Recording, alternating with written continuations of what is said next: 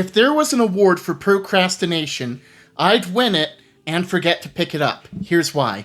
I bought this Terminator in a chair about 16 months ago, primed it, painted one layer of yellow, painted the second layer of yellow about 6 months ago, and these other details like the chair and the golden filigree and the Cruz Terminatus I did today. I bought the bits for and built and primed this jump captain about the time it became legal to run jump captains in 10th edition. The new Primaris jump captains with Thunderhammer. And I said, oh boy, I can't wait to run this in my jump intercessor loadouts. Guess what? It's been about a year since that point, and I still haven't finished him. I bought the hull of this bald predator about 6 months ago. I painted it just the other week, and I did most of the detail work on it today. So, instead of finishing these 3 awesome projects, we're going to try something different. My hunch is that if we prime this Death Company Intercessor and use this masking tape, we can make some really cool X decorations on it. So, let's try that. 1 can of spray primer later, and we're good to go. So let me show you this crazy idea that I've got. So I've been practicing my wet blending, and I've got a crazy idea. So I want to make a nice red transition on specific parts of the model. I'll cover that up with this painting tape, and then prime it again, or paint it over it again with another layer of black. And so when I peel off the masking tape, we should get some super detailed red X's. That's my hope anyway. Let's get started and try it out together.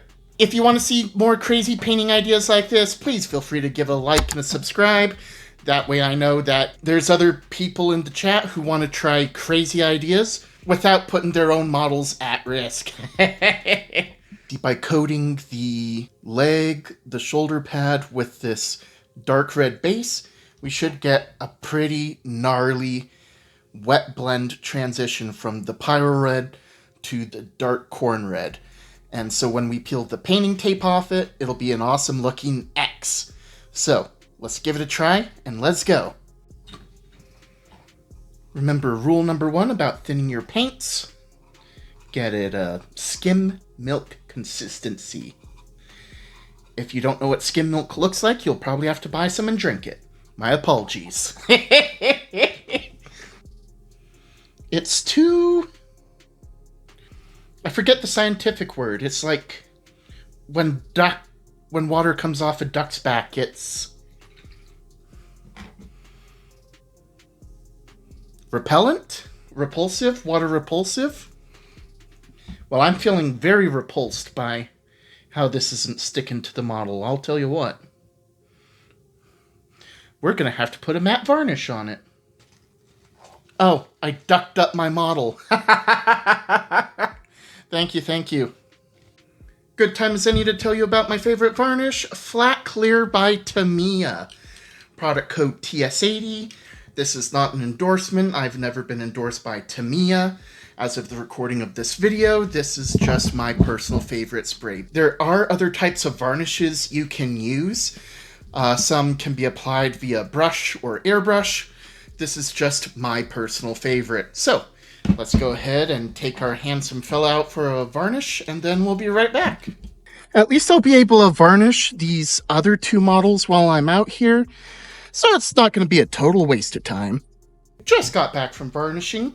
I was able to varnish these 2 cool fellas while I was out there, so it wasn't a total waste of time, but it does reaffirm why I am so scared to paint on a live stream anymore. You just never know what kind of hiccups you'll make that'll derail the whole project.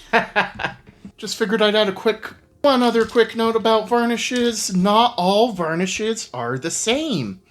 Although they lock in paint layers to make it so they can be tampered with less easily, different varnishes do different things. For example, this is what's called a matte varnish.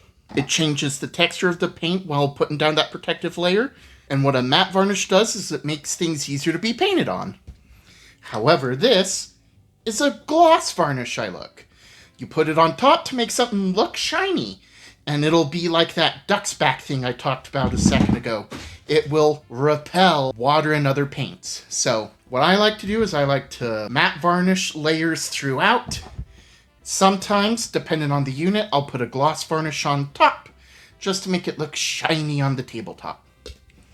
Not always, though, but sometimes. Just depends on your artistic vision, you know? You might need some more red paint. One of these days, I do need to get a wet palette. Oh no, it's working. Point still stands, I should get a wet palette. So, let's brush this on. Oh. Why is it still repelling the paint? Is it thinned down too much? Let's experiment with this. I spoke for 2 minutes without realizing it was recording. So after some experimenting, I was able to make a consistency that was thin enough to be pushed around, not look clunky, but it's still having some issues being repelled by the black primer. Which is interesting because I've never had issues with getting paint to stick onto this Citadel black primer before. Paint sticks really well to the Monument matte white primer I got, so I'm curious if it's a problem with the Citadel primer. I've had this can for a while, so I hope it's not that. But I'm tempted to buy the matte black primer from Monument Paints just to give it a try. But let's let this dry. We'll do 2 thin coats of not so watered down corn red, and then we'll see how it goes. Worked after 2 thin coats, so I think it's time for ink. Ta-da! A few drops. Oh, perfect. It's already started blending. All right. It's still, we want it to be so thin, almost like a glaze. And then we'll go in with multiple layers. If it works, anyway. If it doesn't work, then I just made a huge mistake and you watch me all do it in real time. It's pooling at the bottom. That's bad. That does not look like a glaze at all. Let's wipe that up real quick and we'll give that another try. Thin that down even more. Thin glaze. Oh, there we go. That's what I'm looking for. There we go. Start at the top, glaze it all to the bottom. Hopefully, as we build up this glaze through multiple applications, we'll get an X that's super bright at the top and very dark at the bottom. So let's let this dry a bit before we add our next, 5, 6, 7 layers of glaze, and we'll take it as it comes. We'll just work on some other parts of the model while we wait. Got a cool looking death's head of a mask right here, so happy to see that coming together real nice. So the color transition after 8 layers of this Pyrrole wash is not as stark a transition as I hoped it would be. However, my hope is that once we lay down our layers of tape and then paint it back over with some matte black paint, we should have it in a pretty good spot. There we go. Let's take our tiny tape. So let's put our first layer down here. Got some excess so we can just yank it off when we're done. Let's grab the next piece. There we go. Now that's center. Now that's center. All right, we have our X's ready to go. I'll go ahead and work on painting over the red in those spots. And when we remove the tape, we should have some fantastic looking X's. Let's go. I've made a slightly more thicker acrylic because I'm worried that if I make it too thin, it'll seep through the tape. So let's get it on like Donkey Kong and cover that up. Very nice. And then once we're done here, we'll let it dry. Gonna work on some other details and then I'll show you what it looks like as we peel it. Oh yeah, quick pro tip. If you're looking to do red eyes, I prefer Angron Red Clear over any other contrast paint because it's a lot more thin right out of the pot. Pro tip for the day. I think that's plenty of time to dry. So now let's give it the big moment of truth. Let's start peeling back that tape. Let's start with this knee. And the tape is stuck. That's how you know it's good tape. Whoop. Boom. Look at that. That X is pretty weathered. You can't really see much of that transition from the bright pale red to the darker corn red. Alright, well, let's keep going with the rest of the tape. Oh. Much better, much better. It looks like it seeped through the tape a little bit, but in this particular case, that's actually not bad because it makes it look weathered. Okay. And we can see some of that pile red weathering, so I like that. Okay, looks fearsome. Looks gritty. I like it. And now let's do the shoulder.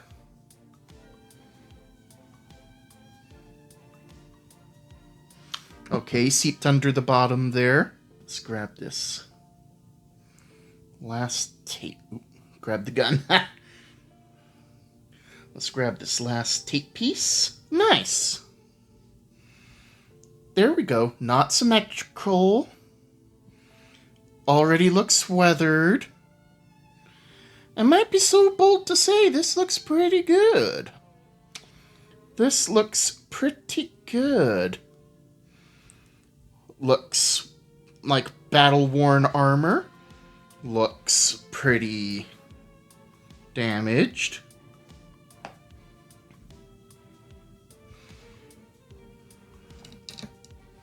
Yeah. I might be so bold to say that it looks pretty scary. All right. So I think we will call this a win. I can think of some ways to make this easier next time. What I might do is I might prime it Mephiston red, do a zenithal from the airbrush of this pyrrole red, and then coat it again in black.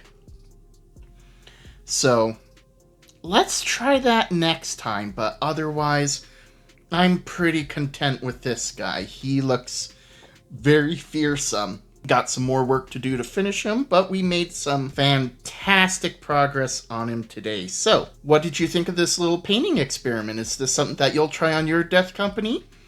Are there any other fun experiments you think might be fun to try out to make some cool death company? Let me know down below. If you've had fun watching this video, YouTube thinks you'll enjoy this one up here next. Well, hey, thanks for spending your time with me, and I hope you have a fantastic day. Adioski broski. Bye.